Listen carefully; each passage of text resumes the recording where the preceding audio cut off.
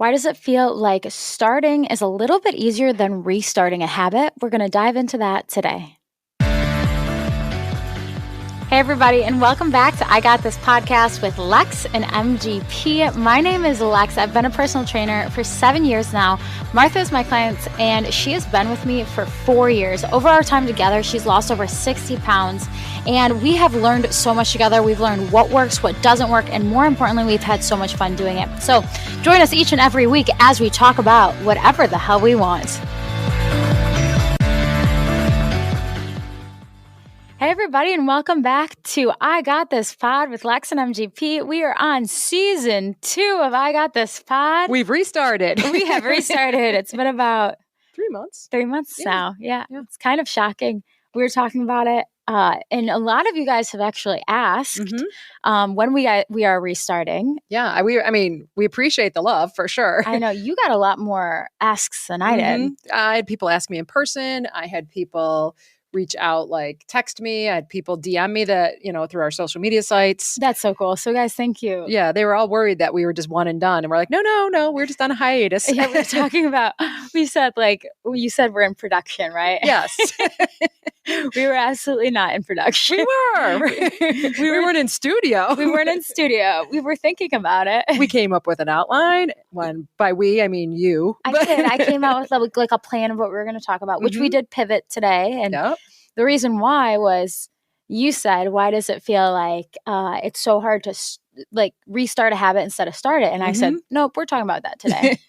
And the reason why I was like, that is it. That's the one, because I was honestly, I had this existential dread towards it. Like we did an episode 2 weeks ago. Right. It was like a great episode, honestly. It was 30 minutes. It talked about our January start to this year and what we've really been doing for the last 3 months. Right. Which you're not really going to get much of today. No, but we'll bring that back. We'll bring it back. Yeah. We'll circle back to it. But I was like, no, that's the episode we're talking about because it feels more real and it feels like what we're actually going through. And it's so true. Like, I feel like and not that I'm not having a great time. Right. No, I get it. But it was the idea of like, oh my gosh, okay, so we have to come up with like what we're going to talk about. We have to create a plan, which even though I had already had the plan, I was like, I got to get the stuff ready. And even though we had already known exactly what to do, in my mind, the leap of restarting was almost scary and almost less motivating, because when you start something brand new, you're like, I'm excited to do something I've never done before. Yeah. And you don't expect to be good at it either necessarily in the beginning. Exactly. Now I feel like there's a little more pressure for us to deliver. Yeah. I'm like, okay, this is season 2. It's got to be way better. Right. So yeah, we're not rookies anymore. Exactly. It's higher pressure for sure. And even though nobody out there is going to be like, guys, that was a shit episode. Well, they might, but they might. I have heard that, thankfully, you guys. Yeah. So we were talking about why does it feel that starting something brand new is actually much easier than restarting. And so I was kind of thinking about, okay, well, what other things does that apply to? And what did you come up with? Well, honestly, for sure, working out. Not that everything has to be tied on this podcast to working out and fitness, but it totally does, though, in this case. You think about, okay, you finally make this habit. I'm going to work out, and you start working out 3 or 4 times a week, and you get it. It becomes part of your life, and then something happens. Maybe it's vacation. Maybe it's just a life circumstance, whatever, and you end up not working out for a couple weeks. Yeah, and then once you do it, you're it's the work of it. You're like, I just don't want to do all of that work, that effort in that hour. It's just going to take so much out of me. But then when you do it, you're like, oh my God, I'm so happy.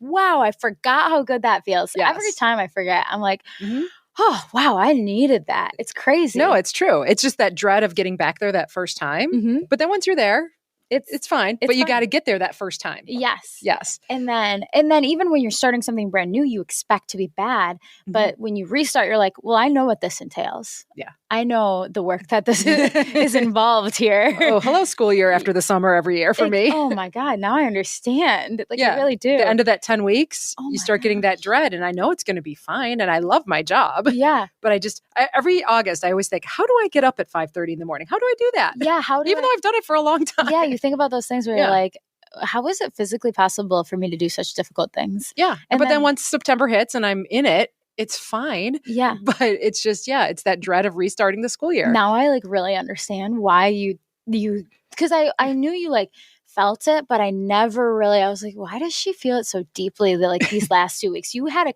every like summer, you have like a countdown, like, 10 days left. August is like the worst Sunday scaries ever for teachers, but it's like the whole month of August sitting there. And I remember it for school, but also not really. Like when you're in high school and college, you're kind of excited because again, it's new. Yeah. Like you start a new grade, so it's new.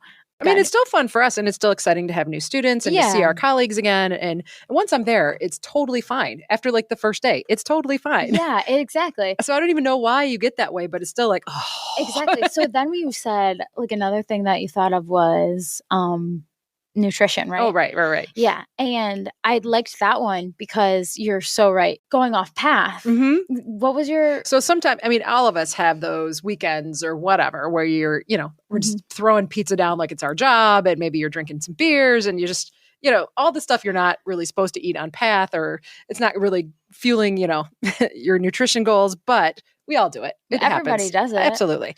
So sometimes you do that and then the next day you're like still maybe you're hungover the next day. So what do you want then? And you want more crappy food. Yeah. And then it just kind of self-perpetuates for a few days and, getting back into, the worst thing you can think that you could possibly eat at that point is a salad or something.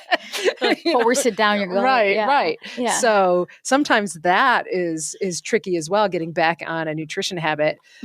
Although I have been on vacation before where, you're just eating all this rich food and after about a week you're like, just let me have some steamed broccoli. Oh, for sure. Happens too. I've had that quite often too. But also, no, you're so right. I had a client last weekend. She texted me on Saturday or Sunday. She was like, Alexis, I went off the rails yesterday. Like, I don't even know how I'm going to even start to get back on path. And I was like, was it like a day? It was one day, maybe two, maybe it was Friday night and all Saturday. So if in retrospect, that's like less than 48 hours, right? But in your mind, you're like, oh my God, like I'm disgusting. But like, it's really, number one, it's okay, of course, but having like diet culture like beaten into us makes you believe like, oh my God, you're going to never be on path again. But I mean, I'm guilty of it. And we've had that conversation. We've all been guilty of it, right? Everybody. But even that whole getting back on. So, but that's the thing. It's like, I was like, okay, I actually had to list her. I was, girl, here's what I ate yesterday because I had gone up north and I went off the rails and I was like, but I'm not worried because I'm just getting right back on path. That's not a big deal. But the stress of like, oh my God, I have to like meal prep because it is effort. It is, what it entails. And it's not fun making healthy food. It doesn't sound. That's all I did all day yesterday. I know. Yeah. I mean, I do think it's fun. Again, once you're in the routine. Once you're in it. But I was fun. Dreading having to do it yesterday. Yeah. But then my daughter was home from college and we did it together and we were jamming out a ton of music. Yeah. We were just made a huge mess in the kitchen. Food was everywhere and it was fun. It was fun. You made something fun out of it. Yeah. And so I think I guess we're building up all these scenarios, but we're going to talk a little bit about activation energies. So activation energy is actually the energy that must be provided to result in a chemical reaction. So that's chemistry, obviously, right? The more energy that's needed, the harder it is to start the chemical reaction. So it's like a catalyst. You need a catalyst to start something, and then you need a lot of energy to begin it. And it's so funny because the more effort that thing takes, the more energy it is required to start it, right? But if you know the amount of effort is going to be large, so then therefore probably your procrastination is going to be a little bit higher, right? Yeah. If you know it's an easy task, it's probably not going to be as much activation energy to do it. Truth. So then if you're going back to like starting versus restarting, so starting, you don't know how much effort is You don't know what you're getting yourself into. Exactly, right? So like if you're starting working out and you're like, okay, well, all I have to do is go to the gym, your activation energy is going to be a lot less. Right. Or maybe your activation energy, is eating healthy. And then like in your head, you're like, okay, well, I got to meal prep. I got to buy the food. I got a meal plan.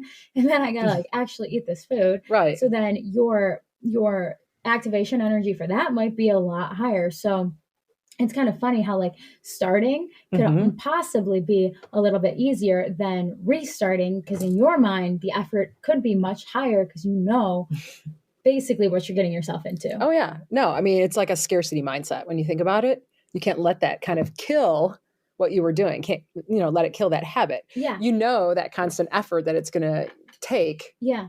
And then, it is harder. It's so funny too. Cause like I'm going to relate it back to how I was feeling because I felt it. Like when I don't know, when I work out, to me, it's not that much effort personally because it's easy for me because I've been doing it for 8 years. Right. But for me, when I was doing this, I was like, oh my God, it's going to be so much effort because we're not good at it yet. Right. Like I definitely don't qualify myself as like, we're still learning. We're still learning. So I'm like, oh my God, it's so much, so much activation to take on. So, but now that we're in it, we've got that going back to, physics terms. Right. We got the momentum going. Yes. Yeah. The kinetics are there. Yeah. And then the other thing that was kind of funny is we did an episode 2 weeks ago, right? And we might circle back on that. We may not. I don't know. We were talking about what we've been doing the last 3 months, really. Exactly. And when we hit because the episode didn't work out, we had some sound issues and I was not having it. We'll just say there's a little meltdown. I did have a mini meltdown, all right? I was going through it. So good. We've all been there. Martha saw me the maddest I've ever been in front of her. But it's okay, it was a bump in our activation energy. So it's like we didn't even have the momentum. We had to restart. Yeah. Actually, in my mind, that's what I thought. And then you were like, well, I feel like we already got this kind of. Yeah. Honestly, even though that episode hasn't aired and it will not air because it didn't record. Yeah. But to me, it was still a win because the conversation we actually had in that episode did a lot for me. Me too. And so to me, it was still a win, even if you and I are the only 2 listeners that ever hear that episode. That made me really happy. So, and maybe we will, I think we should circle back to that topic at some point. And of course the episode we can't recreate something that happened in that moment because it was a moment. Yeah. But I think that the topic itself, and I don't want to give it away. So we'll kind of put that in our pocket for now, but we'll come back to it. We will. Yeah. We were going to redo it today. And then I was like, I'm not feeling very, very like this today. Because we were talking about how hard it was to get back into the groove. Yeah, exactly. And we want to be real about it. And here we are in the groove. In the groove. Yep. Also, so activation energy aside, there's a lot of different self-development gurus and psychologists that talk about this. One major one is Mel Robbins. Do you know her very much so? A little bit, not as well as you. So, yeah. She is, I've probably had a long stint in each self-development guru. You name one, I've probably spent, I would say 2 months listening to them deep, and then I'll move on to another one. Gotcha. So I'm definitely no pro in many of them. I just know a little bit about each of them and some of the things that I've watched some of the talks on YouTube. Yeah. Perfect. So her rule is, and she puts it out of getting out of bed in the morning. That's the first thing. She said when she was going through the hardest time in her life, she would lay in bed and she'd hit snooze on the alarm repetitively. And I get that. I have a really hard time waking up in the morning for sure. But I had to put my phone where I can't hit the snooze. Yeah. So then I have to get up. You have to get up. Yeah. I still hit it. I get up now on time and I'm there on time and early, but man, it's a struggle. I still haven't figured it out. I'm sure maybe I'll this week my goal will be to replicate the 5-second rule. But yeah, I mean, we don't have jobs where we can schmooze our time. We have strict timelines. Exactly. But she was a stay-at-home mom, right? So I'm not saying stay-at-home moms don't have strict timelines. You have a little flexibility on your wake up though. Exactly. So she was in a really hard spot because of that flexibility. So she said, okay, I'm going to count to 5 in my head. And by the time I hit 5, no matter what the circumstance, I'm getting out of bed. So she would go 1, 2, 3, 4, and she couldn't hit 5. She had to go 5 and up or something along those lines. And I really liked that one because what it does is it forces good habits and it's basically a tool that helps you take action, right? So that's kind of the biggest thing that I loved about it. It was a tool that made you do something without thinking. And I think that's the thing that's so true is this whole episode we've been talking about so far is how we've thought about doing something and it's been basically paralyzing. Right. It made us not want to do it or restart it. So for her, it's like, okay, it's just a tool. You don't have the option. You don't think, you just do. Hashtag Nikki, just do it. Right. So there's a lot to that tool saying, okay, you don't have time to think about it no matter what, you just get up and do it. And then she goes into kind of like the science behind it, which is super interesting. So number one, it's a tool, you just have to do it. You don't have a chance to think. And then she starts to talk about the locus of control. And as soon as you heard that, because we were kind of listening to this episode together, you went like, oh my God. Yeah, that's huge for me. That's been a huge shift in the last few years. Tell me about that. Because she was talking about whether it was internal or external locus of control. And internal is you believe you're in control of your own life. And external is life happens to you. Yeah. And I think in the past, I may have thought, well, this is my circumstance. This is what, whatever it was. Yeah. And now I completely believe that I'm in control of what I do and what happens to me. Yeah. Isn't that, I think that's unbelievable. It's so funny because I think about, I was having a rough weekend. I was out of power this weekend. Right. And it was cold. And I never once thought like, God hates me. Or right. I never thought I've been doomed. Yeah, like, oh, this is happening to me. I was definitely out of it. I was like, whew, I do not feel myself. But every day, I was like, well, what am I going to do with my day? Like, how am I going to make this a normal day? Right. Even though I didn't have it's so funny when you're out of power. Do you shower less? Yeah, well, because one, you might not have hot water, or a blow dryer, or I went home and showered. I was like, why haven't I showered in 3 days? I have water. I was like, I could have showered. And I had to spend yesterday with you, man. Come on. You didn't know that, actually. Maybe I did. No. That's that. Okay. Anyways, that was a side point there. No, you do. You find it I know what you're saying. You end up throwing sweats on instead of getting fully dressed. And you just don't feel like yourself and you're sleeping in places you wouldn't sleep. Right.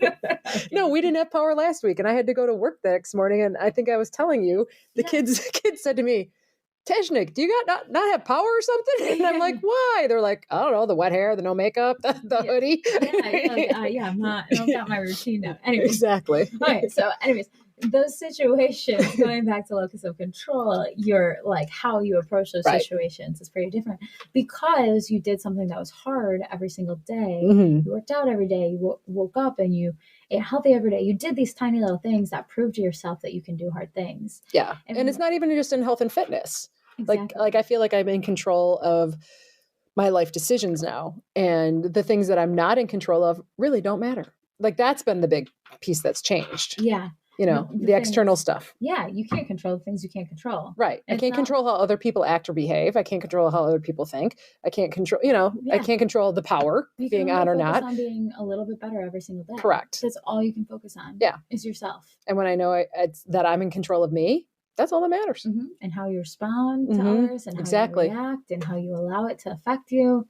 Yeah. It all matters. And it's huge. It's freeing. It is. It's really cool. And it's so crazy how just acting can do that. Just acting using that 5-second rule. So if you guys have not listened to the 5-second rule by Mel Robbins, I would highly recommend looking it up on YouTube. You'll see more about it. She describes the science much better than I do, obviously, because it's her rule. But the goal is to not dread, not think too much about it. That's the paralyzing thing. It's just to do it. Just restart today. Just restart today. And let go of the guilt. Yeah. Let go of the guilt of not doing it. Yes. And I feel like it's so funny. Once you restart, you'll be really proud. You'll be like, oh, I can do this. I did it once. I can do it again. And you're going to improve the method this time around. Isn't that crazy too? Yeah. You're like, oh, this is better than last time. I can do this differently. It is funny that this time already, our second round go, I've already been like, well, how can we get good video?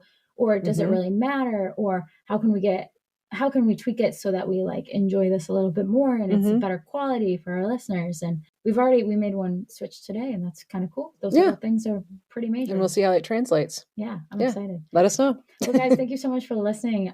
Welcome back again. We're excited to have your feedback. And I got this. Hey guys, thanks for listening this week. Please leave us a 5-star review wherever you listen to podcasts. For more I Got This content, please make sure to follow, like, and share on Instagram, TikTok, Facebook, or you can always go to our website, igotThisPod.com for more info. As always, thanks for listening. See you next Monday.